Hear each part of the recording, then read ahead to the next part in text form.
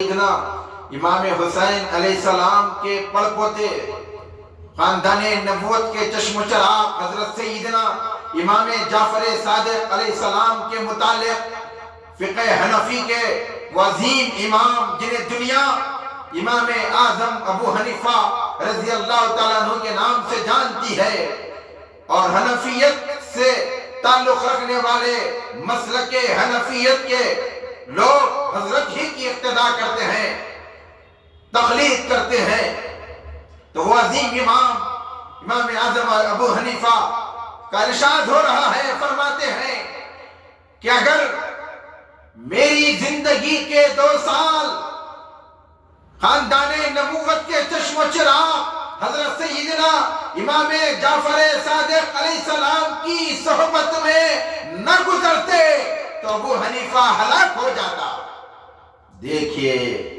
کیسی علمی روحانی ہستی کا نام امام جعفر صادق علیہ السلام ہے کہ جن کی صحبت میں 2 سال رہنے والی وہ عظیم ہستی امام اعظم ابو حنیفہ فرماتے ہیں اگر آپ کی صحبت مجھے نہ ملتی تو میں ہلاک ہو جاتا۔ یہ عظیم ہستی حضرت امام جعفر صادق علیہ السلام 22 رجب کو سو رہے ہیں، خواب میں رب تبارک و تعالیٰ کی جانب سے یہ اشارہ مل رہا ہے کہ اے جعفر صادق، ہم نے آپ کو آج منصب ولایت غوثیت کبریٰ پر فائز کر دیا۔ جب نیند سے بیدار ہوتے ہیں تو آپ فرط مسرت میں خوشی کا اظہار کرنے کے لیے کچھ اپنے دوست احباب عزیز و اقربا کو جمع کرتے ہیں اپنے دولت خانے پر ایک نیاز کا اہتمام کرنے کی غرض سے، اس خوشی میں کہ آپ کو اس دن 22 رجب کو رب تبارک و تعالیٰ نے منصب ولایت غوثیت کبریٰ پر فائز کیا۔ کھیر پکاتے ہیں، روٹیاں منگاتے ہیں، بہرحال جیسا ہو سکتا ہے اہتمام کیا جاتا ہے اور لوگوں کو بلا کر اس طرح خوشی کا اظہار کرتے ہیں آپ نیاز کا اہتمام کر کے۔ تو سنیوں نے، اہل بیت سے محبت رکھنے والوں نے، غلاموں نے، اہل بیت کے فدائیوں نے یہ سنت کو زندہ رکھنے کے لیے صبح قیامت تک آپ کی وہ یادگار لمحات کو باقی رکھنے کے لیے اپنے اپنے گھروں میں، خانقاہوں میں، مختلف مقامات پر 22 رجب آتے ہی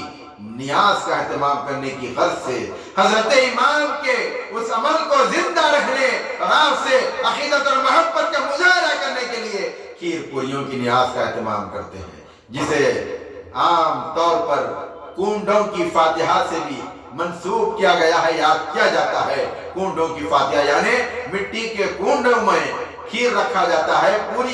پوریوں کو رکھا جاتا ہے اور فاتحہ کا اہتمام کیا جاتا ہے، کیونکہ حضور پاک علیہ السلام کا ارشاد ہو رہا ہے کہ جس نے فتنہ اور فساد کے دور میں میری ایک سنت کو زندہ کیا 100 شہیدوں کا ثواب اسے دیا جائے گا۔ تو مٹی کے کنڈوں میں ہم کھیر پوریاں کھائیں گے تو وہ سنت رسول پر عمل ہوگا، اور سنت رسول کو زندہ کرنے پر 100 شہیدوں کا ہمیں ثواب ملے گا۔ کم سے کم روزانہ تو ہمیں ایک عمل سنت رسول صلی اللہ علیہ وسلم کے متعلق گزارنا چاہیے، ایک عمل کرنا چاہیے۔ کم سے کم سال میں 1 مرتبہ اگر کوئی کنڈوں کی نیاز مٹی کے کنڈوں میں رکھ کر اہتمام کر رہا ہے، اس پر انگشت نمائی اعتراضات مت کر، یہ دیکھیں کہ یہ سنت رسول پر عمل ہو رہا ہے، اس پر اعتراض نہ کریں۔ اعتراض تو خیر کرنے والے بہت ہیں، یہ مترزین کے باتوں میں نہ آئے، ایسا کیوں کیا جاتا ہے، ویسا کیوں کیا جاتا ہے، یہ حدیث میں ہے کیا، یہ قرآن میں ہے کیا، اس طرح کی باتیں کرنے والے بہت ہیں۔ ان کی باتوں کا شکار نہ ہو، ان کے گمراہ کرنے کے جو پروپیگنڈے کرتے ہیں یہ لوگ، گمراہ کرنے کے پروپیگنڈے، اس سے ہوشیار رہے۔ ہر چیز حدیث و قرآن برابر، کوئی قرآن کے خلاف، حدیث کے خلاف نہ ہمارے اسلاف نے کیا ہے عمل، نہ بزرگوں نے کیا ہے، نہ اہل بیت اطہار علیہ السلام کے خاندان کے چشم چراغ نے کیا ہے۔ اب یہ بھی آپ کو صحابہ کا عمل معلوم ہے کہ جب حضور پاک علیہ السلام وضو فرمایا کرتے، وضو کیا کرتے، تو آپ کے وضو کا پانی زمین پہ گرنے نہیں دیتے، سارا پانی صحابہ کرام ایک دوسرے پر سبقت لے جاتے کہ ہم یہ پانی لیں گے، ہم یہ پانی، وضو کیا ہوا پانی کا قطرہ زمین پہ گرنے نہیں دیتے، بلکہ صحابہ وہ پانی لیتے، کوئی پی لیتے، کوئی اپنے جسم سے مل لیتے، بہرحال وضو کے قطرے پانی کا قطرہ بھی گرنے نہیں دیتے۔ یہ صحابہ کی محبت تھی۔ اب حدیث میں ڈھونڈتے، قرآن میں ڈھونڈتے، یہ محبت ہے اور یہ محبت درست ہے۔ اگر یہ عمل غلط ہوتا تو حضور پاک علیہ الصلوۃ والسلام صحابہ کو روک دیتے کہ یہ کیا کر رہے ہو۔ یہ محبت کی علامت ہے۔ حضور پاک علیہ الصلوۃ والسلام سے صحابہ جتنی دل و جان سے محبت کیا کرتے تھے، وہ محبت کا اظہار ہو رہا ہے تو حضور پاک علیہ الصلوۃ والسلام نے منع بھی نہیں کیا۔ تو یہ اہل بیت اطہار علیہ السلام، خاندان نبوت کے چشم و چراغ حضرت امام جعفر صادق علیہ السلام کی محبت میں آپ کے کیے ہوئے اس عمل کو زندہ اور جاری رکھنے کے لیے اگر کوئی کھیر پوریوں کی نیاز کرتا ہے، یہ محبت ہے،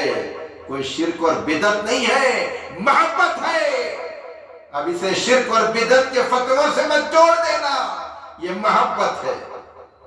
اس کو جاری و ساری رکھنے کے لیے محبین اہل بیت کے چاہنے والوں نے یہ عمل کو جاری رکھا۔ 22 رجب کا اہتمام اس لیے کیا جاتا ہے۔ بہرحال آج ضرورت اس بات کی ہے کہ متحد ہو کر اتحاد کا مظاہرہ کرتے ہوئے اسلام کی دعوت کو دنیا کے کونے کونے میں پھیلانے کے لیے امن کا پیغام دیں، پیار کا پیغام پہنچائیں، محبت کو عام کریں۔ ہمارے اسلاف نے اہل بیت اطہار علیہ السلام اور صحابہ کرام رضوان اللہ تعالی علیہم اجمعین نے، اور ہم جتنے اکابرین کی زندگیوں کو جائزہ لیں گے، ان کی سیرت کو پڑھیں گے تو ہمیں یہی معلوم ہوگا کہ اسلام کی تبلیغ ان تمام ہمارے اسلاف نے، ان اکابرین نے محبت، امن، شانتی، پیار سے پھیلایا ہے۔ تو پیار سے، امن سے، شانتی سے اسلام پھیلا ہے۔ تلوار کی زور پر اسلام کی دعوت نہیں پھیلی، محبت، امن، شانتی سے اسلام پھیلا ہے۔ اسی بات کو من